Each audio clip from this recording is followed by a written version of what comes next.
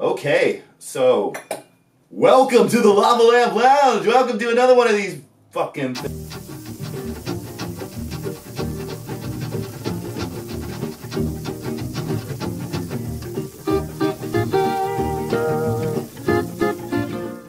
Cody decided. It's me, Cody. I'm Chris, by the way. Chris. Cody decided that we were going to do a pair of a couple games, and the game and the movie have a sort of link, arguably. So the game we're going to be talking about is Sentinels of the Multiverse. Now this is the definitive edition, the Fancy Pants edition that just came out in 2022. It was one of the original kind of co-op superhero games. Before Marvel. Yeah, before like a bunch of these Marvel Zombies, Marvel Champions, Marvel United. All these kind of superhero games kind of are pretty common now, especially like in co-op games. This particular game, at least the original one, none of these superheroes are like mainstays, right? They're all like new, it's all their own lore. They're not Marvel heroes, they're not DC heroes. Yeah, they're different enough to be like, oh, this is its own world. They're not like cheap knockoffs. I mean, obviously, you can tell that some of the heroes are inspired by like a Captain America or a Batman or that type of thing. But unique enough to where like they could have their own comic book series thing, and you would feel like it's like a parody or something. Right, like Greater Than Games, the publisher of Sentinels of the Multiverse, actually came out with, I think, some comics of some of the characters. Makes actually, sense. yeah. Some of the characters, like I would read about him. Yeah, what's the Frozen? Absolute Zero. I would totally read about him. He's cool. Yeah. Basically, you're working together. Each superhero has its own special deck, and each superhero plays completely differently. And they all have like a complexity rating, which you'll actually see in the rule book, which is pretty handy to tell you how complex the character is to play. And they all play very differently, right? And then you customize your hero. You customize the villain you want to fight, and all the villains have their own respective decks and abilities. And then you customize the environment you want to fight in. So you can fight on like Mars or, Island.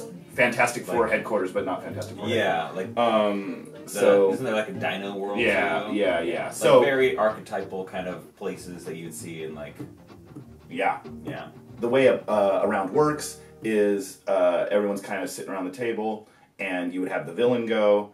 And the villain would flip the card in his deck, and then you would everything that's on his card would occur, and then we would start with the next hero clockwise, or the first hero clockwise, and he would do their abilities. The environment has a phase as well. After all the heroes go, the environment reacts to kind of what's going on. And then, you're just kind of basically trying to deal damage to the bad guy, and if you successfully take out the bad guy, you guys win.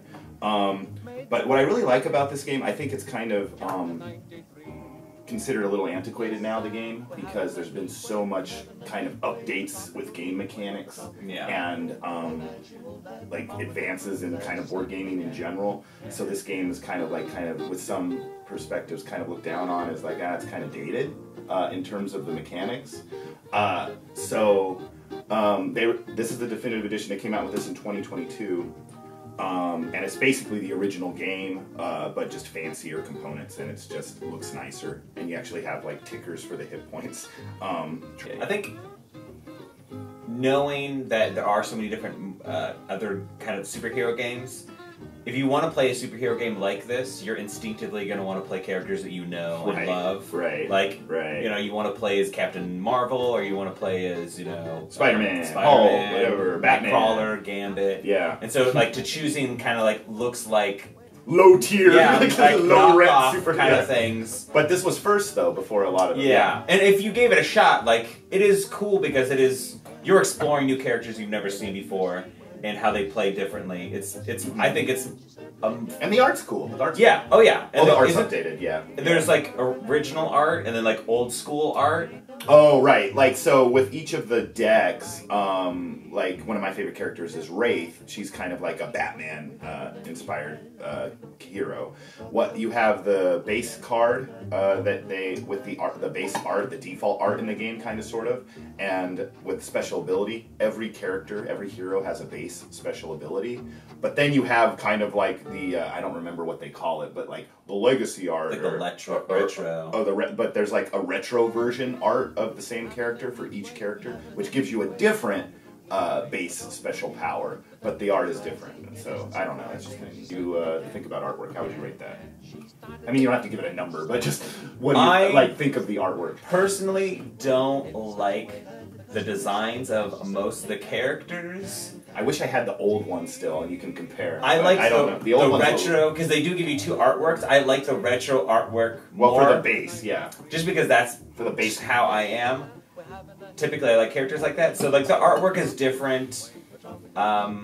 It's well done. I just don't like some of the character designs are F's, but I would still say it's done really well. So I would agree. The artwork's fun. I think you're generally gonna like it. I think the artwork's good.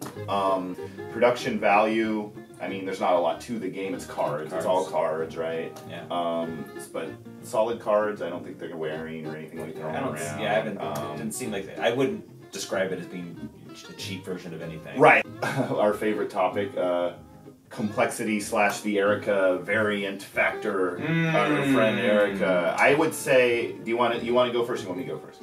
Well, I think it is nice because there are. They like you mentioned, characters are given a ranking of how complex they are. Yeah. So anyone can just hop in and play a character. And then there's, obviously there's really complex characters. I played one of the most complex characters. And Absolute Zero. The Mr. Freeze character, basically. Yeah. It took 2 or 3 turns for me to be like, oh, I can be productive and I like how he plays. So it took a while. So I think everyone could play it. I think if you're a party game person and you don't like complexity, not the game for you, because it's not that. I would say it's not that complicated. The weight on Board Game Geek is like 2 point something out of 5. If which I think someone is probably playing the game who knows how to play and they can guide, if they're a gamer, then that's fine. But okay, so then if we were to guide Erica into a game of this, she would. I don't think she'd like it, but she could do it if she's here. The game's probably here. I think it's just out of her range for her to be really interested or invested in it, and I don't think she's really like a card game player, No. For note, Erica's probably more of a party game type person. Parlay that into sociability and player interaction, because you got to communicate, I think, a fair amount and strategize. Yeah, because it's a co-op game. So I would say that it does encourage player interaction, because people will be like, hey, if you play this, I'll be able to heal you that turn. If you take this out, I'll be able to, which I like about this game. But then some people might not like that. I don't know. Or some people might just play their cards and not interact. But I feel like the game, like most co-op games, promotes. I feel like we have a good mix of players who like strategizing their own play, and then people who are just like, Jess is just going to throw it at cards. She doesn't care. But I think you definitely want to strategize. But there's decks for, what's nice about it though, sorry to interrupt you, but there's decks for all those type of players. Yeah. There's a player that Haka and Bunker or whatever, they're just about damage. Boom, boom. They don't need to talk to anyone else. Boom, boom, deal damage, deal damage, deal damage. Ooh, that's a good one. Replayability. What do you think? Well, you've played it like a shit ton. Well, that's me. What do you think? What I like it. I would totally play it again. I think there's characters that I would like to get better at, and so I would like to play them over and over and again. But there's so many characters, especially with expansions. There's so many characters that you can play and environments, monsters. Bad guys. We touched on this a little bit already, but theme. How do you feel like the theme comes out in a game? Do you feel like you're being a superhero and fighting super villains? Because it's definitely you and your team working together to fight bad guys in a cool setting, and you're learning your character's abilities. I feel like the it's not pasted on. It's not generic. I think the superhero theme is how the gameplay fits with the theme is awesome. It's very well done. Yeah, everything fits the theme pretty well. I agree. Okay, final rating time. I want you to start. Out of 10. I'm going to say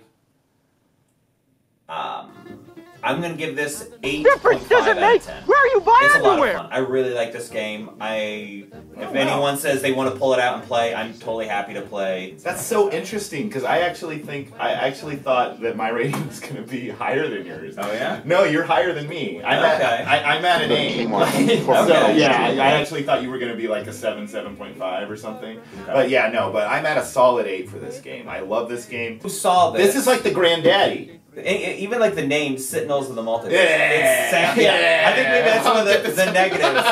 It sounds like something your grandparents would buy you because they don't know what they think. All they don't know what to buy you as a gift. They don't. And then you go this and you get this and you're like Sentinels of the Multiverse. What is this, like, Dad? Where's Spider-Man? This is like something they made in Who's like Haka? Who's the Argent Adept? Who are these people? A Russian knockoff of like Marvel. But it is better. It's going to be overlooked, but it is much better than a lot of Marvel stuff. It's more fun. It needs to be given a shot. Yeah, there's something about this game that keeps me coming back. I don't know what it is. Like, it just resonates with me. Yeah, so. Highly recommend. Highly recommend. Yeah. All right. We're having a heat wave, we're having a heat wave, a tropical heat wave, a tropical heat wave. The temperature's rising, it isn't surprising, she certainly can. She started the heat wave, she started a heat wave, but letting her see. I know, Lori Black, or Taylor Black. She's okay. I don't like that we're recording all of this. Is this some intricate attempt to blackmail me this whole fucking thing? Like.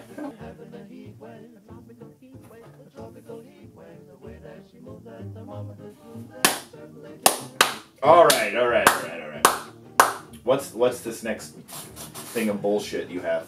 If you were to play. guess a movie that would pair well with Sentinels of the Multiverse, not Marvel's, not DC. Are you talking to the people or me? To the camera. Okay. It's not like an authentic looking superhero game, but it is great. It is very well done. If you were to guess what kind of movie would pair well with a game like that, what game or what movie would you guess? Wait, that's it. We are the Super Squad. Mystery Men.